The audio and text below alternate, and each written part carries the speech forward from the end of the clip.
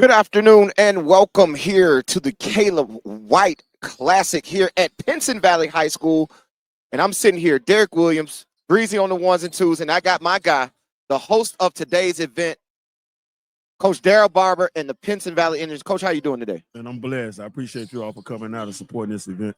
Hey, man, thank you for having us, man. Second year of the event. Everybody knows why we're here, right? It's the tragic ending of the life of a great young man, Caleb White, one of your players who you hold near and dear to your heart. Sure. And it is you guys are keeping his legacy alive and honoring him with this event. Kind of talk about how this event came about and what was the beginning thought process behind it. So once Caleb transitioned, I vowed to keep his name and his legacy alive. And if I was being totally honest, one of my former assistants, like, man, we need to do a tip-off classic. When he said that, I just ran with it. And I was like, man, wow, because I was already doing his visual, talking with the parents, being close with the parents. And I just wanted to do something to keep his name alive. And this is an event that's constantly growing. And I know he's smiling upon us because, with this stage, what he would have done. Right.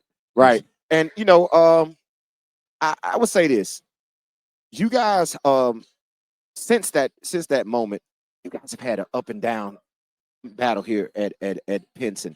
Kind of talk about how you keep your players, your community, your families, your parents, how you keep them all involved and focused on the goal and the task at hand. For sure, man.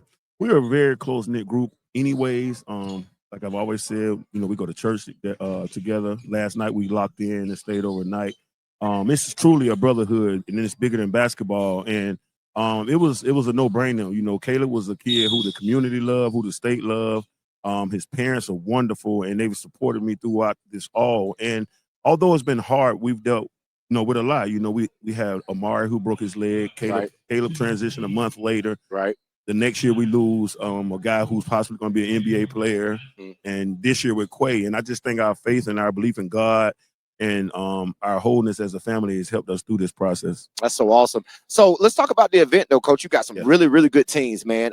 Talk about the process of going into getting all these top-level teams as we sit here and watch Clay and Tarrant play right now. How was it coming about getting these teams to participate in this event? Well, it started with our JCCA, Jefferson County Coaches Association, myself, Coach Ford at Fairfield, Jones at Midfield, Shades Valley. We all have a group anyway. So I knew those guys were going to be in.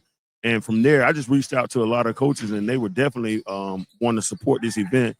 And we're just going to continue to grow. We have major sponsors with you guys coming out. Shout out to Amen, Steel City Gators, Joyful News Church.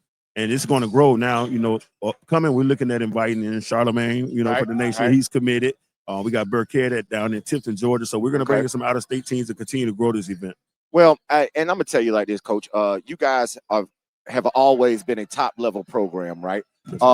So you just named all those players that left, players that passed, and this year with Quay, right? Kind of talk about how it's been since his tragic accident and how it's been around your program and how you've galvanized the community and your program since. So kind of similar to Caleb's situation, we know what happened to Quay, but 3 days later, we lost arguably one of the best freshmen in the state, towards meniscus in three ways. But, man, that's the community. Our administration has supported me, the families of these kids. Man, we have a close-knit group of family as well, and they've supported us. And we just have had an outpour of people just coming in and just supporting us, and it helps along the way. And these kids, man, they just buy in, and I just love them to life. Yeah, man. So let's talk about the season a little bit, Coach. We're at the beginning. This is the tip-off classic.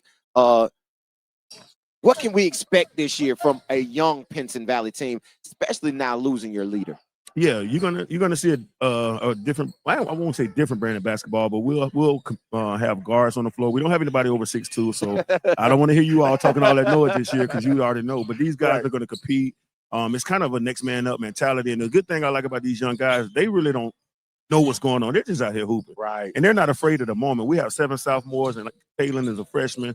And our 3 seniors, they have a lot of experience coming off the, state's championship game. Right. So, man, you're going to see a good brand of basketball. We're going to defend. We're still going to let it fly. But we'll probably run a lot more continuity, and these guys have already bought into that. So I'm looking forward to it. I'm excited, and I believe we'll be back at the BJC Legacy Arena. Hey, I love to hear that. So you got a tough matchup today. For sure. Yeah. A much bigger squad, right? We just had talked about your size in Spain Park with guys 6'5" point guards, right? Yeah, man. Kind of talk about how you're going to approach that game today. So most time when you host an event, most people are going to play a team they probably want to win. You know, last year we played Oxford, and this year we're gonna play Spain Park, who's, like I said, they're very big. They got a kid from Buckhorn, and we're working on a new style of defense that I won't say anything about right now. Okay, We'll compete, and I'm looking forward to it because right now it's about the last 7 for me. You know, I could have scheduled a cupcake game, but no, I want to play the top teams, and they're very good. And shout out to Coach Black; he does a wonderful job with Spain Park. And I'm gonna give you some kudos too, because a lot of 6A teams don't want to play other 6A teams, right? That they may have to see down the line somewhere. You just said it. You love being competitive, right? You want to put your guys in situations where they're challenged. How else have you challenged them on and off the floor? I know you said you guys had a lock-in last night. That's something that you do annually, right? Kind of talk about how you're challenging your guys on and off the court. Just mentally, I play at a fraternity, so I tell these guys a lot of times they're being players and they don't realize it. I'm really hard on them. It's tough love. I'm a defensive type of guy. So if you're going to play defense for me, I'm gonna give it to you on the offensive end. But I challenge them a lot mentally because I want their practices to be a lot harder than their game. Yeah, man. And Coach, I want to just say thank you. Right, thank you for continuing to keep the name of Caleb White alive. Yes, sir. Right, by doing the things that you do. I know you got a mural in the locker room. Got his picture and jersey. Got his picture and hung his jersey in the rafters. Yeah. How do you want the guys, the younger guys, like you say, you got a bunch of sophomores, you're playing some freshmen, you got the kids in middle school that are coming up. How are you using Caleb White to let them know this is the standard of Pinson Valley? That's a great question. To let them know that this kid, he was loyal, for one. He could have left the Fusion with LeBaron and everybody else left. Right. He could have left Pinson. Schools were coming at him. Right. That kid remained steadfast. Also, the fact that this man would come into the gym at 6 o'clock every morning, his mom is right there. But once he learned how to drive, before he drove, he would get dropped off. Right. Once he learned how to drive, he was here every morning at 6 o'clock. So if I could say anything, take away his love for the game, his passion for the game, and how he approached the game, regardless of his size. Right. And he was 5'10", 5'11", but he was a dog. Right. Yeah. And I'm gonna tell you, Greedy came up here for his senior year.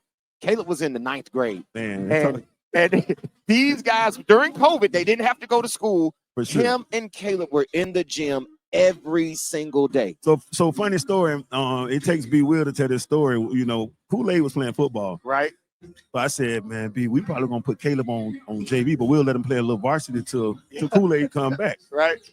So after about a week, B was going back and forth. And Greedy, every day it was like Greedy and TC and Greedy and Caleb and JoJo and TC. Right. On the matchups. After about a week, B Will looked at me, he said, Bob, I don't know if you're gonna be able to keep young fella on JV. On JV. The funniest part of that story is later on, Caleb told me, he said, Coach, I was gonna fake an injury. I wasn't playing JV. Ooh, that's a dog mentality. Straight told me that. Yeah, that's dog mentality. Like, I'm not gonna go down there because he knew how good he was. And I'm gonna tell you, that year he won a couple games for us. Won a couple of games. Shays Valley, Ramsey, and Gas City on the road. Big time shots, man. Yeah. He made a lot of big shots. So have a kid of that caliber, right? Who was on his way to do great things. We knew he was on his way to be a Division I basketball player, and all of his dreams that he had were out in front of him. What is your message to everybody about fortitude, about staying strong, and about seeing it through? Because when that kid woke up on that day, he didn't realize it was going to be his last day playing basketball. So to take every day serious and not bull jive, for lack of better words. Right. Quay didn't realize that when he left here on that Friday, he would have a tragic accident. Right. We have a manager, Braden Herron, who had 10 surgeries on his brain. So what we tell these guys is, man, take every day you wake up as a blessing and go hard and leave it out on the court, because whatever happens, you're not promised tomorrow. You're not promised tomorrow. And I'm glad you said that, and I'm glad your kids are getting that instilled in them on a daily basis, Coach. Yeah. And we want to say thank you for having us out here today, man. Of course, we know you got to get prepared for your game. It's coming up here real soon. Yeah. So we want to say thank you for sitting down with us. Thank you for having this event, and thank you for keeping the name of Caleb White alive. Yeah, and I want to say thank you to you all, to our sponsors, Eyeball Radio, Amen, Birmingham Trophies, and Joyful News Church. And just thank you for these teams that came out here to participate and look forward to get bigger and better. Indeed, Coach. There you have it, man. Coach Darrell Barber, the head coach of Pinson Valley High School, here from the Caleb White Tip-Off Classic. We'll be right back after this.